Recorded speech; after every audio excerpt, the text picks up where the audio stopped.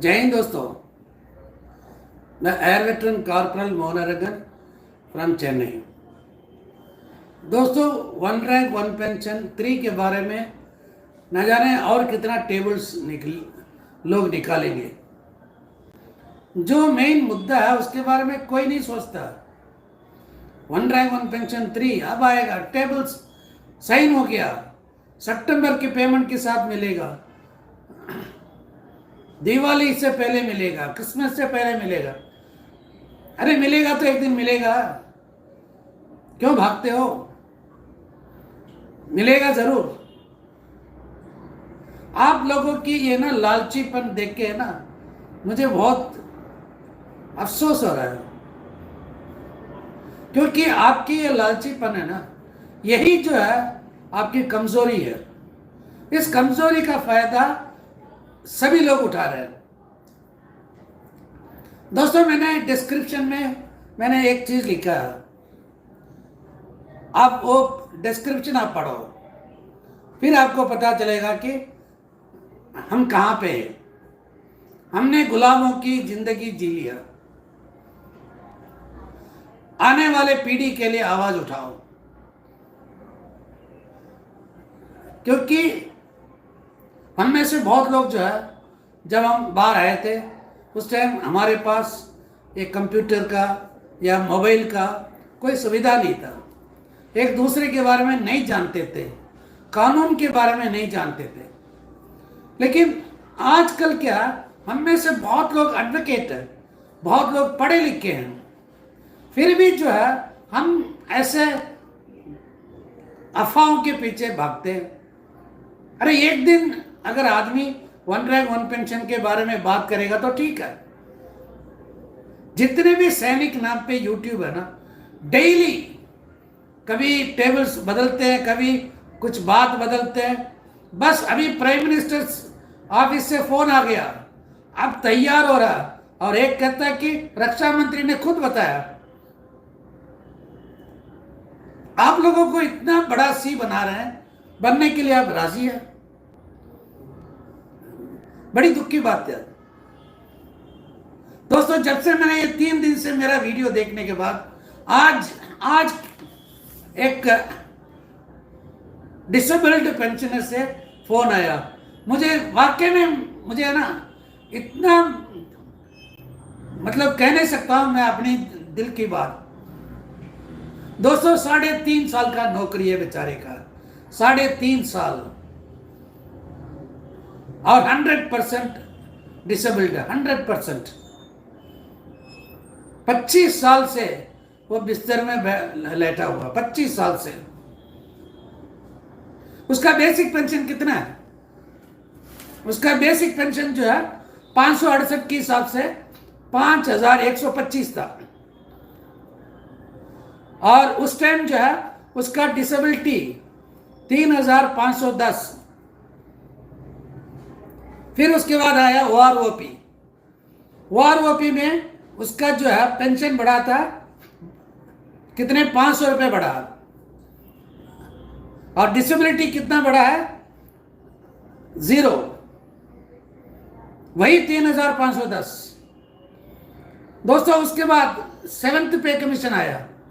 7th पे commission के हिसाब से उसका पेंशन हो गया 14,490, 14,490, सॉरी 14,470। अब की बार जो ओआरओपी आया है उसमें उसका बहुत बढ़ोतरी हुआ। कितना हुआ? 14,150। एक 3.5 साल नौकरी जो किया हुआ एक 100% विकलांग, उसका पेंशन 14,470 से घटा के 14,150, और उसका डिसेबिलिटी कितना है? 100%, 8,490। दोनों मिला के कितना है? 22,640। और एक CAA मिलता है, कांस्टेंट अटेंडेंस अलाउंस, 6,500। आप सोचो कि 6,500 में कोई अपने लिए असिस्टेंट रख सकता है?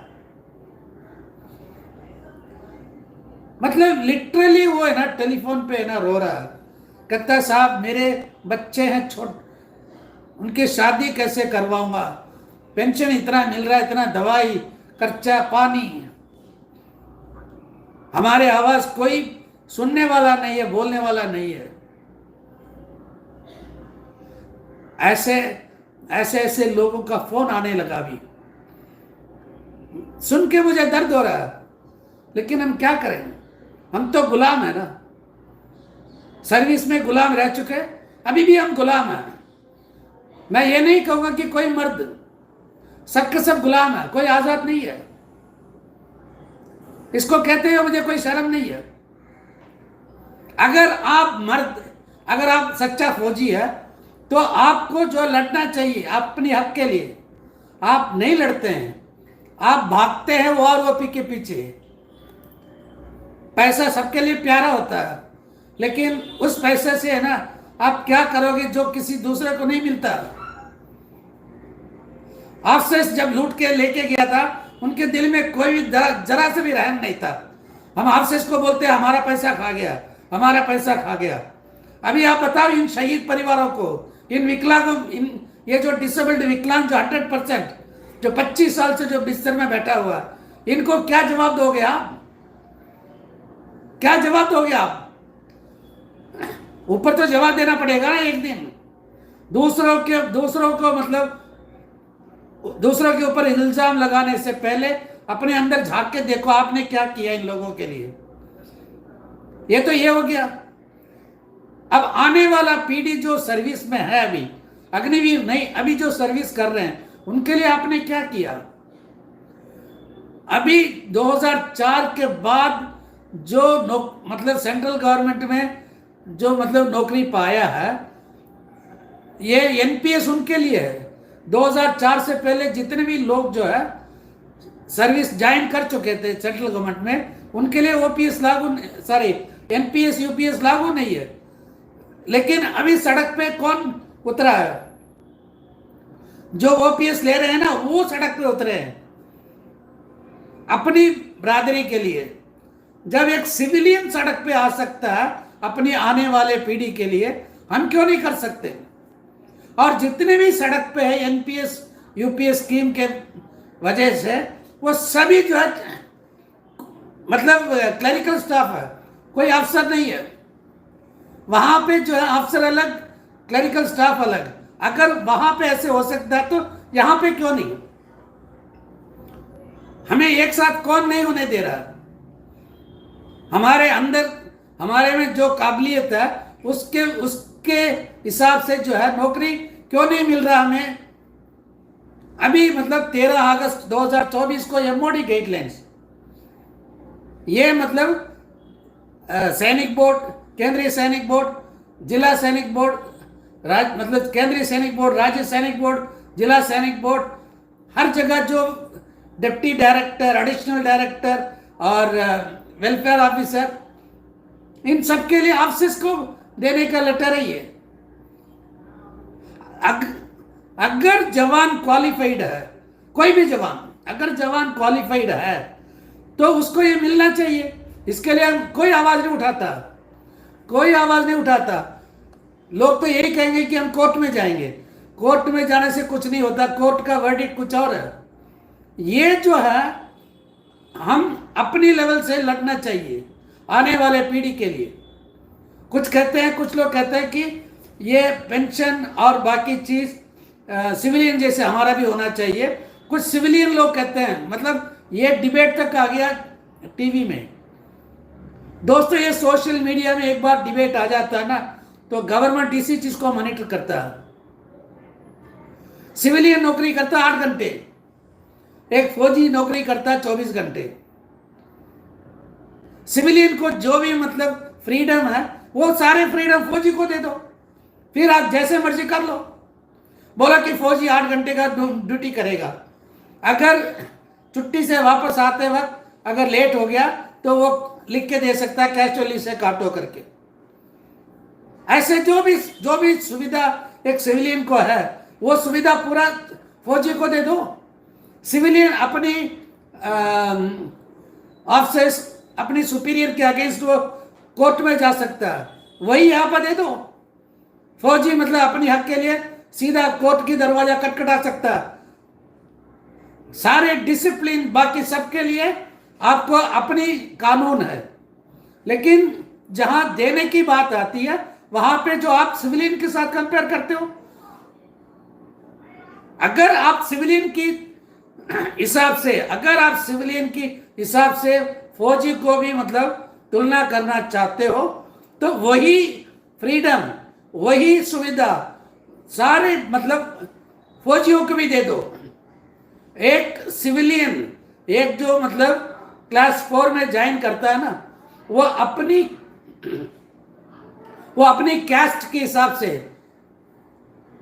वो प्रमोशन लेके ऊपर आ जाता है, वो यहां पे भी दे दो। हर एक पोस्ट के लिए जो है आप रिजर्वेशन दे दो। दे सकते हो आप? नहीं दे सकते है ना। जब वो चीज आप नहीं कर सकते हो तो यहां पे क्यों आप बाकी चीज के लिए क्यों मतलब फौजी को बीच में लेके आ रहे हो? फौजी को अलग छोड़ दो। मैं हाथ जोड़ के मैं प्राइम मिनिस्टर साहब से मैं यही चाहता हूं, फौजी की जो भी मतलब समस्या है आप हल करो, नहीं तो आप चुपचाप बैठ जाओ। ये फौजी की समस्या ऐसे समस्या है वो वही मतलब जानता है। दोस्तों ये जो है ना, हमने ये ट्राई किया था विपक्ष के पास अपनी प्रॉब्लम लेके जाएंगे करके, वहां भी कौन बैठा है? एक कर्नल बैठा हुआ है। वो मतलब वही कर्नल है जो राहुल गांधी को गलत इंफॉर्मेशन देता है। अब उसको मतलब उसको हम पार नहीं कर सकते। इस तरह का एक चक्रव्यूह रचा दिया उसने। अभी आने वाले इलेक्शन में सबको सबक सिखाओ। ऐसे आदमी को वोट दे दो जो नया है, अच्छा है और पढ़ा लिखा है। ये सारे बाकी सबको ठोक दो, फिर इनके अकल ठिकाने आ जाएगा। ये कहना मेरा काम है, कहना मेरा फर्ज है।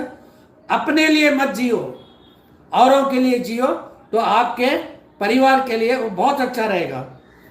इससे ज्यादा मैं कुछ नहीं कह सकता हूं। उनको देखो जो डिसेबल्ड 100%, आप खुद पे खुद है ना अपना पेंशन का पैसा दे दोगे 1 महीना। ये हाल है आज फौजियों का। फिर आगे सोचना आपका काम है। जय हिंद, वंदे मातरम, भारत माता की जय।